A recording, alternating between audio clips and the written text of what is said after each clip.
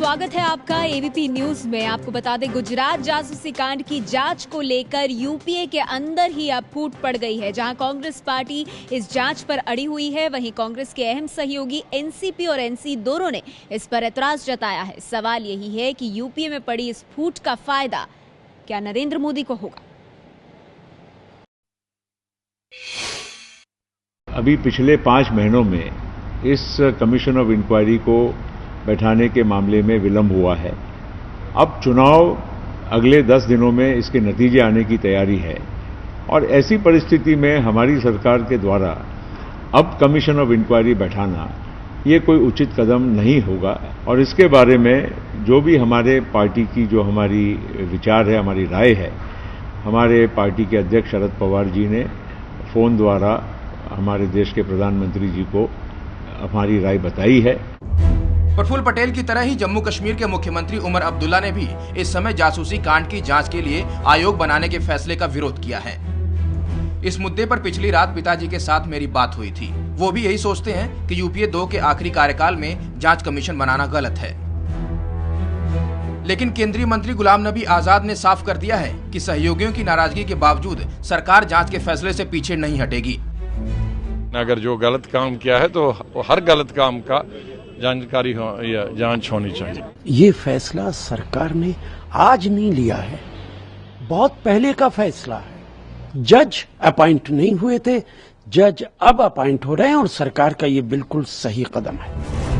आपको बता दें कि वेब पोर्टल कोबरा पोस्ट और गुलेल ने एक सीडी जारी करते हुए दावा किया है कि साल 2009 में गुजरात के तत्कालीन गृह मंत्री अमित शाह के आदेश पर आला अफसर किसी लड़की की जासूसी कर रहे थे। आरोप ये भी है कि अमित शाह को इस मामले में किसी साहिब से आदेश मिल रहे थे। चुनावी मौसम में इस मुद्दे को लेकर कांग्रेस ने कई बार मोदी पर निशाना साधा है, लेकिन अब इस मामले की जाँच को लेकर यूपीए में ही फूट पड़ती दिखाई दे रही है।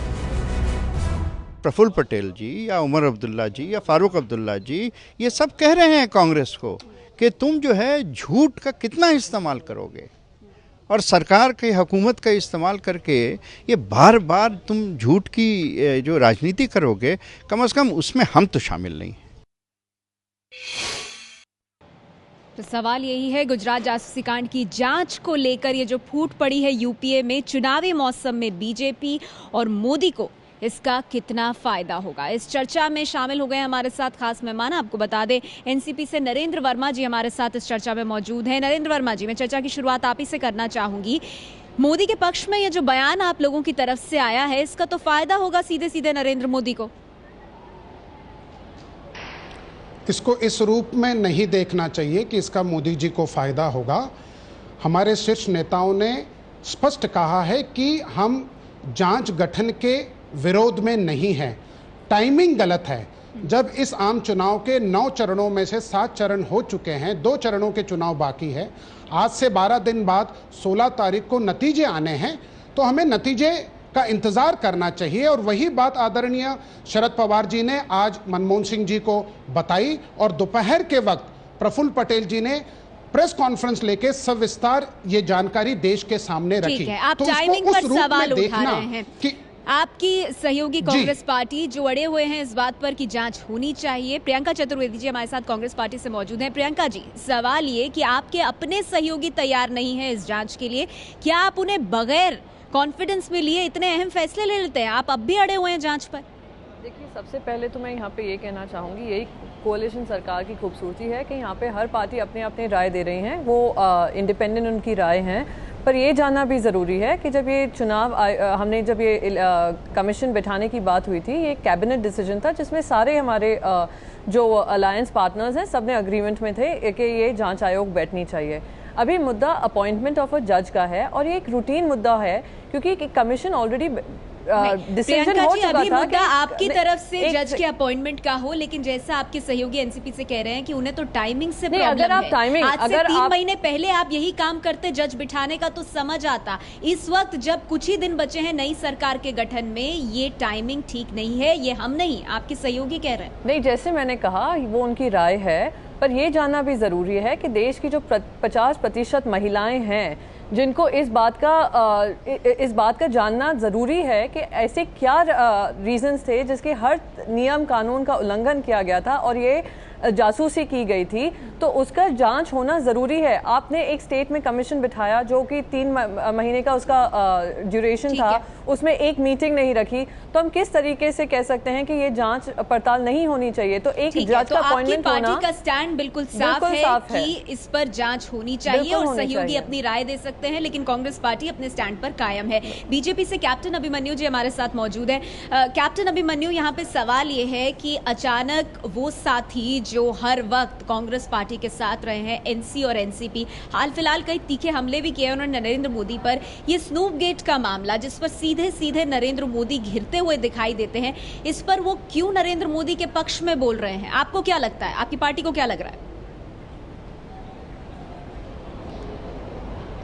नेहा जी, आज जिस प्रकार से कांग्रेस जो अपना संवैधानिक अधिकार खो चुकी है, जो कोई भी महत्वपूर्ण निर्णय लेने का नैतिक अधिकार खो चुकी है और सरकार जाने के केवल 10 दिन बचे हैं, अंत समय में इस प्रकार का निर्णय जो 5 महीने पहले कोई कैबिनेट का निर्णय लेकर के और आज जज को नियुक्त करने की जो बात कर रहे हैं, यह इनकी राजनीतिक बौखलाहट का, हताशा का परिचायक है। हारती हुई फौजें वो तालाबों में और नदियों में पानी में जहर मिला करके करती हैं, वही काम आज कांग्रेस पार्टी कर रही है। सवाल इनकी मंशा का है, इनकी नीयत का है, इनकी भावना का है। अगर देश की 50% आबादी के प्रति इनकी चिंता होती, क्या तो सुनंदा ये तो हमला हो गया आपका कांग्रेस पार्टी पर। मेरा सवाल था सहयोगी क्यों आपके पक्ष में बात कर रहे हैं? क्या वो आपकी गीतिका पार्टी को क्या शर्मा को लगता न्याय है? नहीं मिलना चाहिए था? ये चुनावी माहौल में एनसीपी और कानून मंत्री एनसी अपने पद का इस्तेमाल करते हुए आपके पक्ष में बयान दे रहे हैं? खेल खेल रहे कैप्टन थे, अभिमन्यु क्या जी, महिला को कोई न्याय नहीं मिलना चाहिए? ठीक है, नहीं, कांग्रेस पार्टी पर हमला जायज है आपका, चुनावी मौसम है। मेरा सवाल था सहयोगी जो कि कांग्रेस पार्टी के अब तक रहे हैं, वो आपके पक्ष में क्यों आ रहे हैं स्नूप गेट जैसे मामले पर? आपको क्या लगता है, क्या वजह है इसके पीछे? देखिए, सवाल एक नैतिकता का है, एक कानून और संविधान के तकाजे का है। हमने पहले भी कहा है, जब इस प्रकार से चुनाव चल रहे हो केवल महज राजनीतिक लाभ लेने के लिए असंवैधानिक और अनैतिक निर्णय करना, वह हम भी विरोध करते हैं और उनके घटक दलों ने भी विरोध किया है। उसके कारण से इनकी नैतिकता और घटी है कि जो कैबिनेट के अंदर जो सहयोगी थे, उस निर्णय में वो कैबिनेट के सहयोगी आज इनके साथ नहीं है। इनकी सरकार आप इससे नैतिकता का रूप दे रहे हैं, लेकिन उससे एक कदम और आगे बढ़ेंगे कैप्टन अभिमन्यु। और नरेंद्र वर्मा जी से मैं पूछना चाहूंगी, नरेंद्र वर्मा जी, टाइमिंग पर सवाल और इसको और अच्छा रूप दिया कैप्टन अभिमन्यु ने। जाहिर सी बात है आप उनके पक्ष की बात कर रहे हैं, नैतिकता की तकाजे की बात उन्होंने की, लेकिन हम इससे और आगे बढ़ेंगे। ये पोस्ट पोल अलायंस की तरफ भी संकेत दे रहा है क्या? जी नहीं, ये बात एनसीपी इसके पहले भी स्पष्ट कर चुकी है कि एनसीपी एक स्थिर और धर्मनिरपेक्ष सरकार इस देश में चाहती है। जहां तक मेरे मित्र अभिमन्यु जी ने कहा, गुजरात में जो हुआ, हमारा कानून, हमारा संविधान, फिर वो महिला हो या पुरुष हो, उसकी जो उनकी जो व्यक्तिगत जो जीवन है, उसमें किसी को भी दखलंदाजी देने का अधिकार कानून ने और संविधान में नहीं दिया है। उसकी जांच होनी चाहिए और जो कल्प्रिट है, जो दोषी है, वो देश के सामने आने चाहिए। लेकिन जब जांच की बात आती है तो आप टाइमिंग की सवाल उठा देते हैं, तो फिर जांच कैसे होगी ना? अब नई सरकार आएगी तो वो तो पहले ही जेटली साहब कह चुके हैं कि नई सरकार उनकी आएगी तो पलट देगी फैसला, और जब साथ देने की बारी है तो आप कह रहे हैं कांग्रेस का ये स्टैंड सही नहीं है। खैर, मैं एक छोटे से ब्रेक के लिए रुक रही हूँ, उसके बाद आपकी बात पर प्रियंका जी भी प्रतिक्रिया देना चाहती है। मैं आपसे भी कुछ और सवाल इस मुद्दे पर करूंगी। एक छोटा सा ब्रेक, हम जल्द लौटते हैं। चर्चा जारी है हमारी कि जासूसी कांड की जांच को लेकर यूपीए में जो विवाद हो गया है, क्या उसका फायदा नरेंद्र मोदी को होगा? प्रियंका जी, वक्त मेरे पास कम है, मैं आपसे संक्षेप में जानना चाहूंगी, ये जो आपके एलाइज की तरफ से बात कही गई है, इसके बाद बीजेपी यही कह रही है कि आप लोगों की स्थिति बहुत कमजोर है, यूपीए का जहाज डूब रहा है और अब जो सहयोगी हैं आपके, वो भी एक मौका देख रहे हैं आपको छोड़कर कहीं और जाने का। नहीं, पहले तो मैं कह दूं, हमारे सहयोगी हमें कहीं नहीं छोड़कर जा रहे हैं। उन्होंने अपनी ओपिनियन जाहिर की है और हम उसकी कदर करते हैं, पर जो डिसीजन हमने लिया है हम उस पर कायम हैं। पहली बात, अभी कैप्टन अभिमन्यु नैतिकता और संविधान की बात कर रहे थे। अगर इनके प्रधानमंत्री उम्मीदवार ने सेम चीज़ें अप्लाई की होती अपने स्टेट में तो शायद ये जो जासूसी का कांड है वो सामने नहीं आया होता और हमें जांच आयोग बिठाने की जरूरत भी न पड़ती। तो आज जो संविधान की बात कर रहे हैं, जब गुजरात में संविधान का उल्लंघन हो रहा था और हर तरीके के नियम कानून का उल्लंघन हुआ था, एक महिला के ऊपर जासूसी करने का वो शायद भूले चले जा रहे हैं। जब यही काम आप आज से 3 महीने पहले करते तब आप घोषणा करके बैठ गए उस पर। नहीं, 3-4 महीने बीतने के बाद जब 7 चरण चुनाव के चले गए हैं तब आप लोग जांच बिठा रहे हैं। अब आपके सहयोगी ही आपके तर्क को मानने के लिए तैयार नहीं। देखिए, सबसे पहले तो ये ध्यान में रखना जरूरी है कि हम भी सब एक इलेक्शन में एंटर कर रहे थे, 7 फेज के इलेक्शंस हुए हैं, सारी सरकार उसमें जुटी हुई है।